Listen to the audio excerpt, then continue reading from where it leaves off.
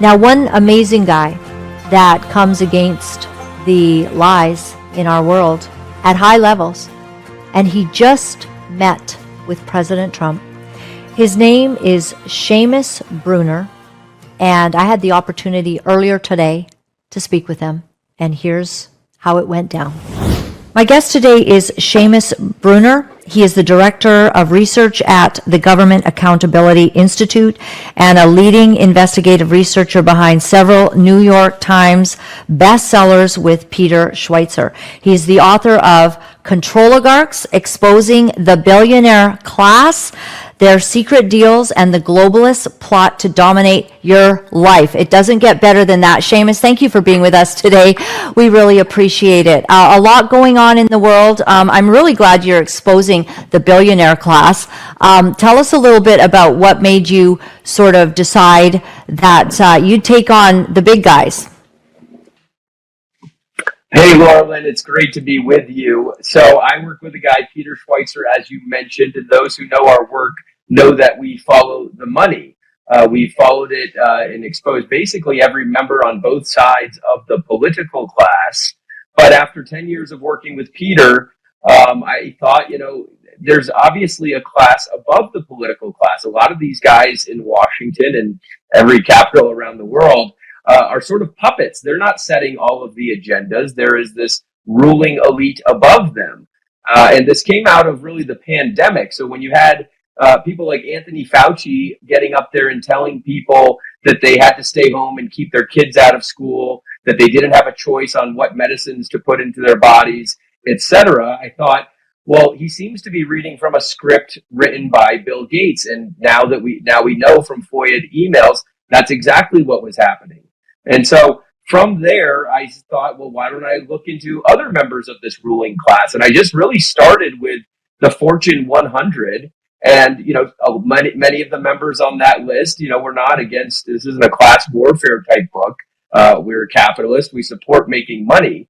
But there's a real difference between a lot of billionaires on the list who don't want to control your life and the ones who do. And so we know the ones who do. It's the ones who run a lot of the tech companies, the ones who want to, do censorship. If you try to talk about, if you said things like maybe masks don't work that well, all of a sudden you had your YouTube channel or your Facebook canceled.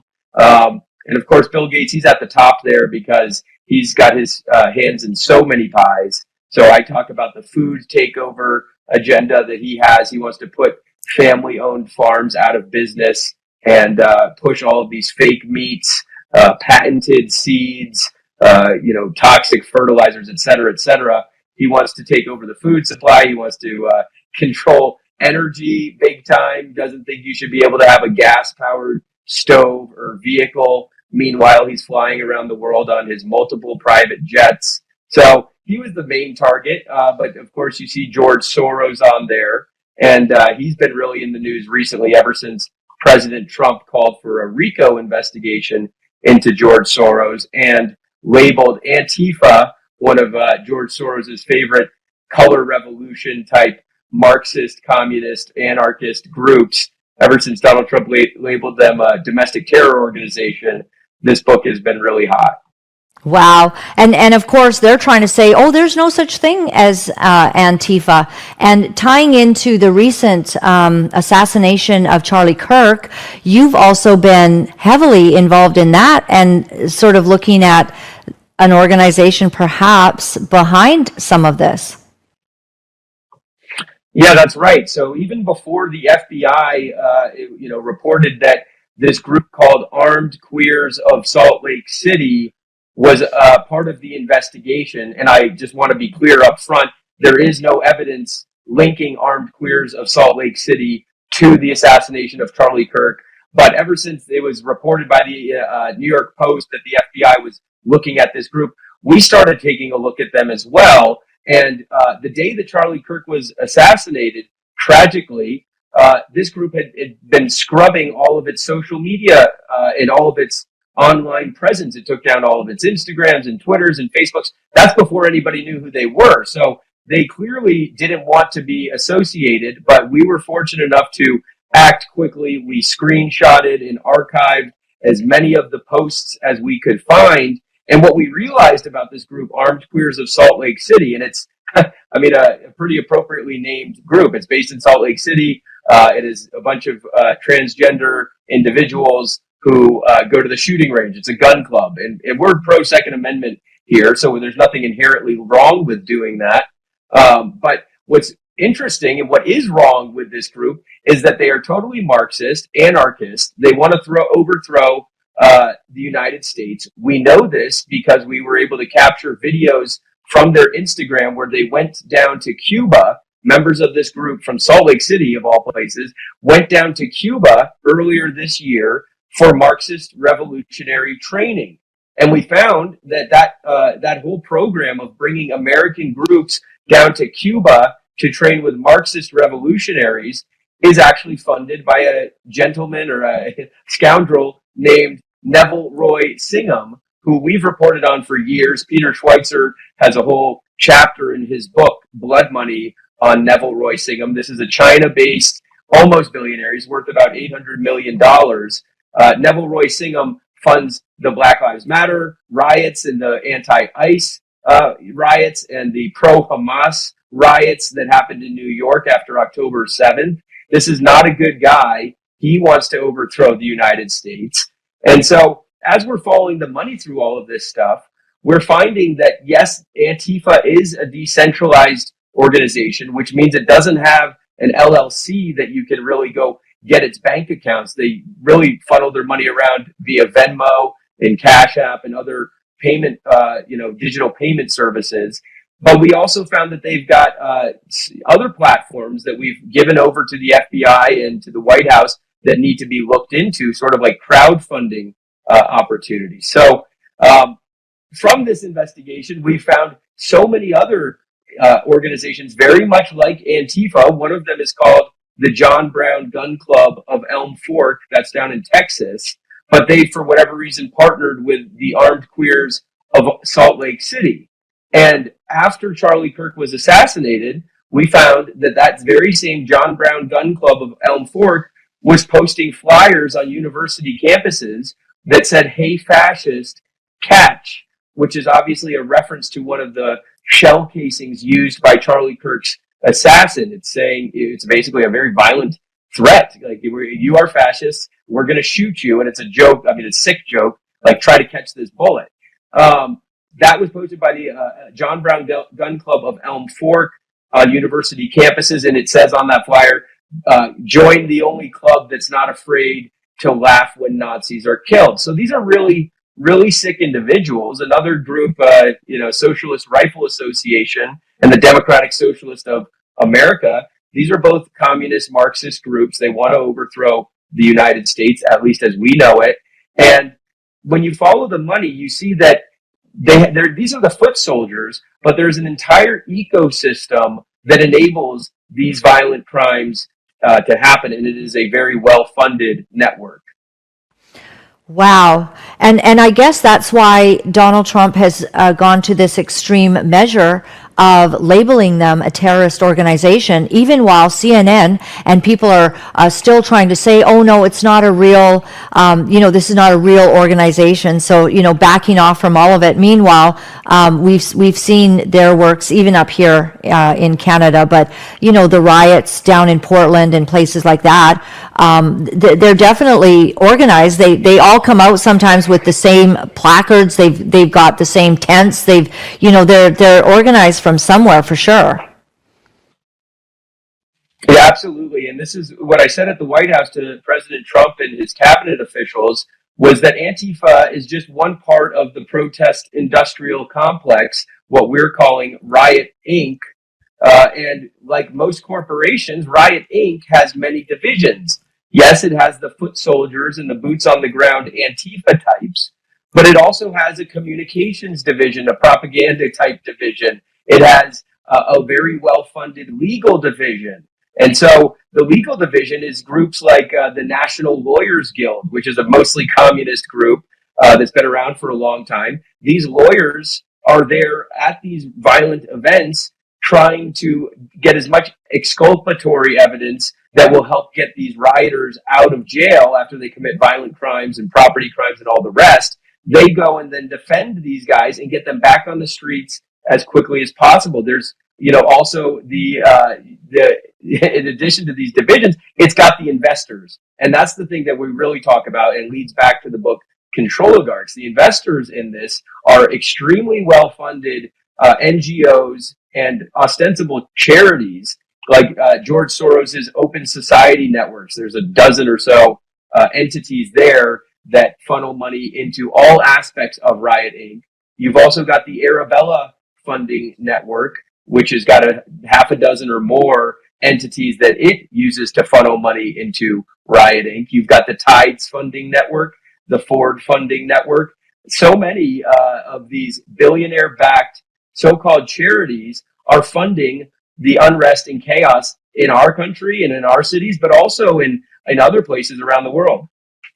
Wow. And so after this meeting with the president, did you feel that they're committed to battling this and to bringing some justice?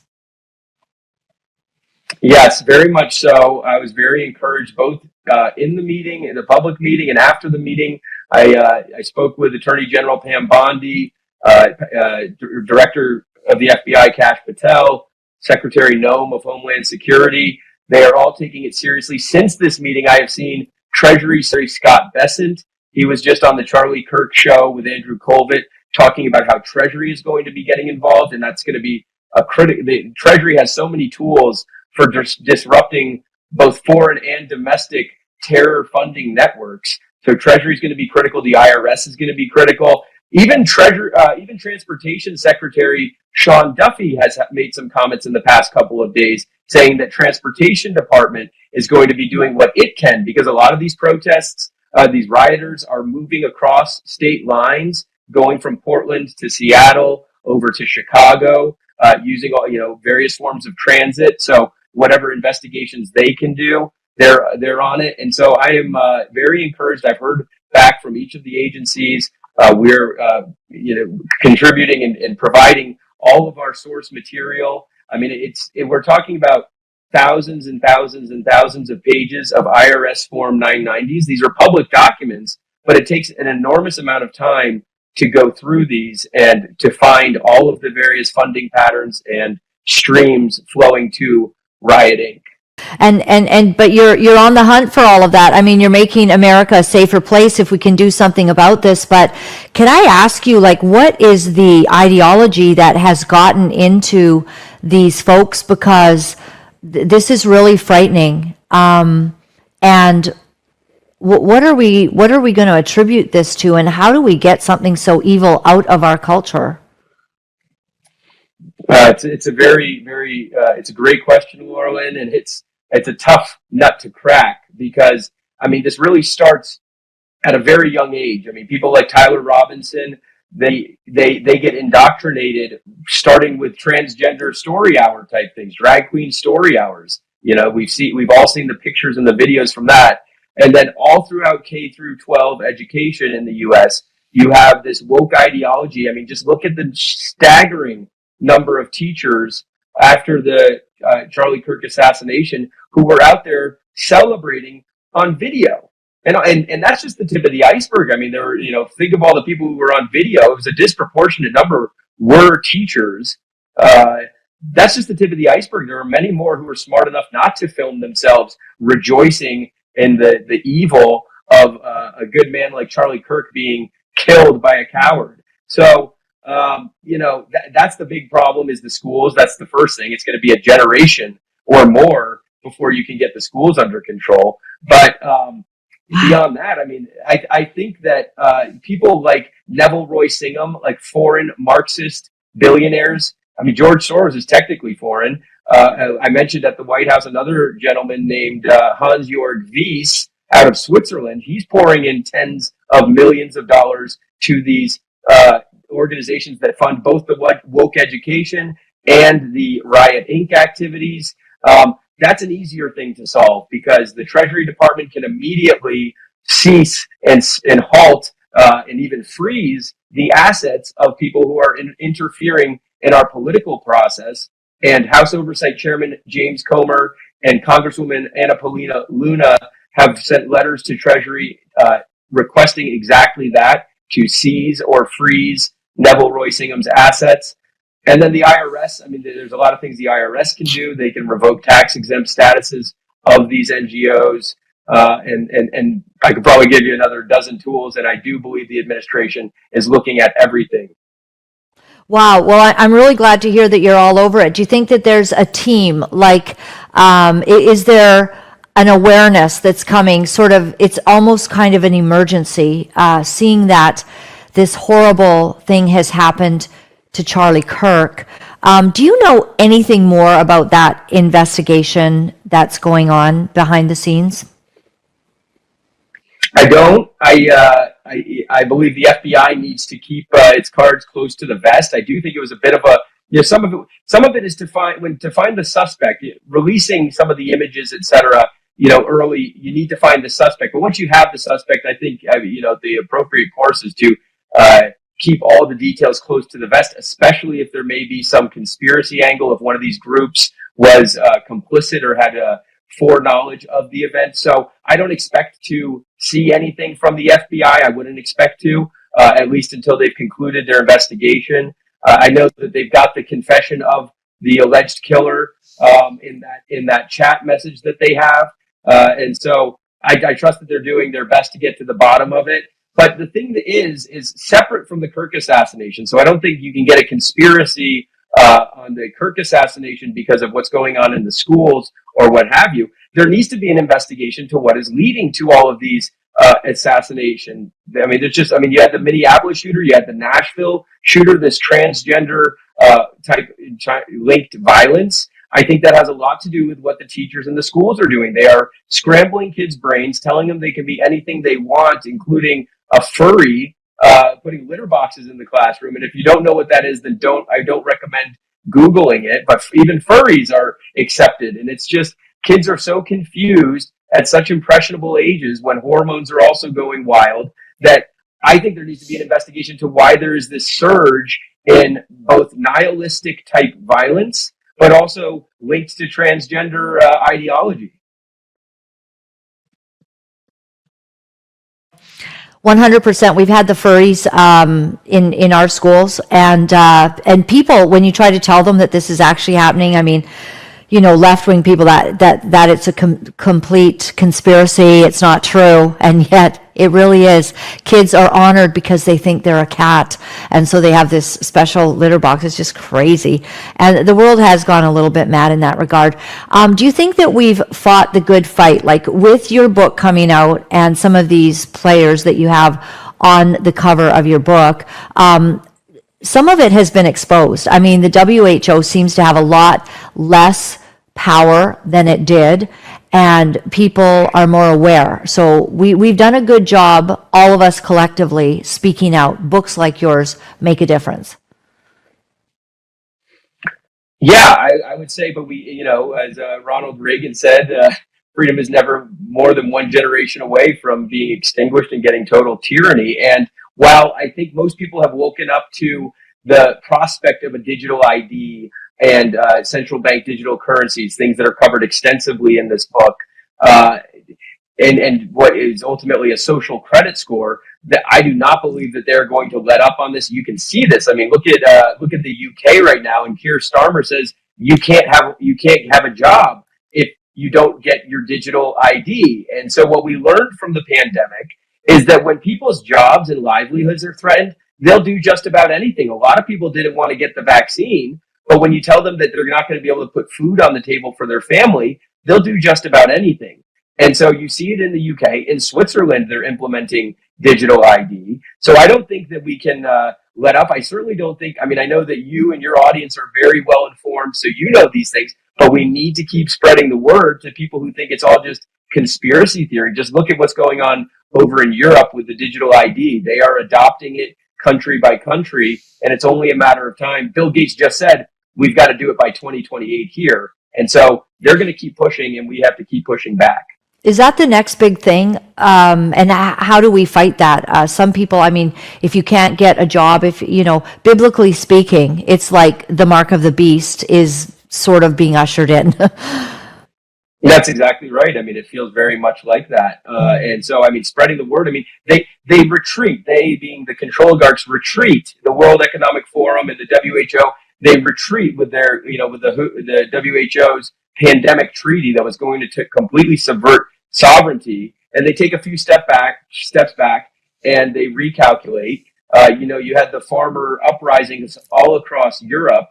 And those seem to beat back some of the climate regulations that were going to put the farmers out of business.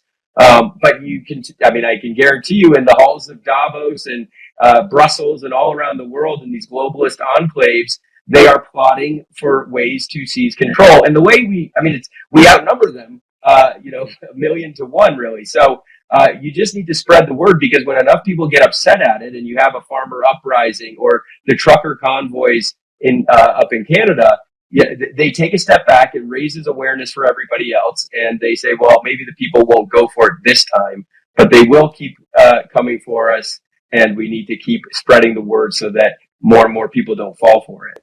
Wow. Well, thank you so much, Seamus. I just appreciate what you're doing. You're at top level speaking to presidents, and you're bringing information that is very important on the ground to those that need to hear it so that something can be done. Your book, again, is Controligarchs. We recommend everyone get it. Where can someone pick this up? Well, the irony of having Jeff Bezos on the cover and having the book on Amazon is not lost on me. That is the easiest way for most people to get it. But if you don't want to give Bezos your bucks, you can go to controligarchsbook.com, and I have a section on there that lists different types of independent and third-party retailers, and so that you don't give Bezos more bucks. Okay, well, I'm with you on that. All right, well, thank you so much. Thanks for your time, and thanks for all that you're doing for the people and for the fight that you're in. I'm sure it has a cost to it, and I appreciate you very much. Thank you. Thank you, Lola.